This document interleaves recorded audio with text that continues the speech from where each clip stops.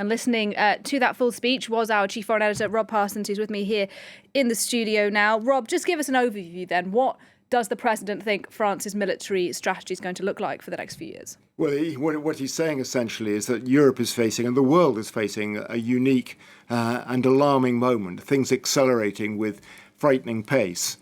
Particularly in the defence field, with new types of technologies coming into play with the digital revolution, with artificial intelligence, with the use of drones in warfare. All of this we've seen in the war in Ukraine.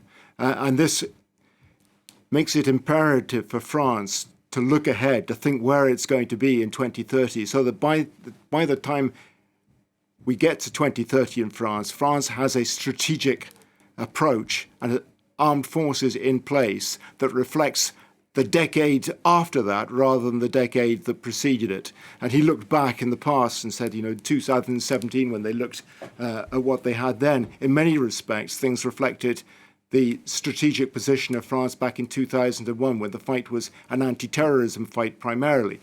That certainly remains the case, he said, but it's changing. There are other things that had to take into place. And that was why France really needed to get to grips with the situation at the moment, to make sure it had a clear strategy so that budgets coming down the line would reflect that strategy, so there would be a coherence in it that would allow France to take its place, as he put it, as a sort of balancing power in the world. Although France is not a major power, it is a considerable power, which is able to use its armed forces, its conventional armed forces, plus its nuclear deterrent as a balance in the world, in conjunction, of course, with its allies. And he referred to the developments in particular of European defence, made even more important, he said, by the war in Ukraine. Talked about the possibility down the line of merging French and German forces together, and noticed that, again, the war in Ukraine had accelerated the way that Europe and the European Union looked at defence. So big plans then for European security, Rob. What about in the Sahel, in West Africa? France has had this major military operation there for, I believe, over a decade now. This is Operation Barkhane. It's come to an end. Did Macron talk about what France's priorities will now be in that part of the world?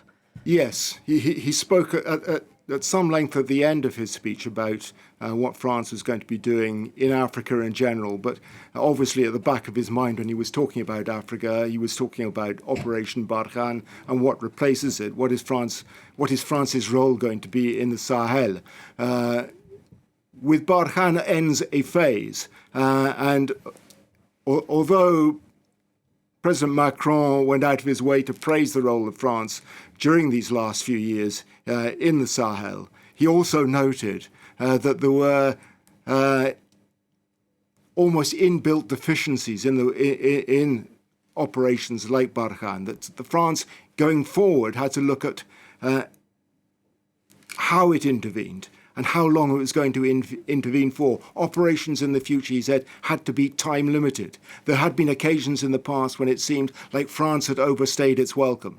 And as a consequence, there were negative consequences. What I think he's looking about for the future is a continued presence in countries like Chad, like Mauritania, like Burkina Faso, but in a different role perhaps than in the past. So we'll see fewer French troops on the ground, but they'll be there in a supportive role, helping with training, helping back up national armies, rather than being the front of any operation carried out against the Islamic State organization or whoever in the Sahel and elsewhere in Africa. All right, really interesting. Thank you very much indeed for your analysis then on France's military strategy up until 2030.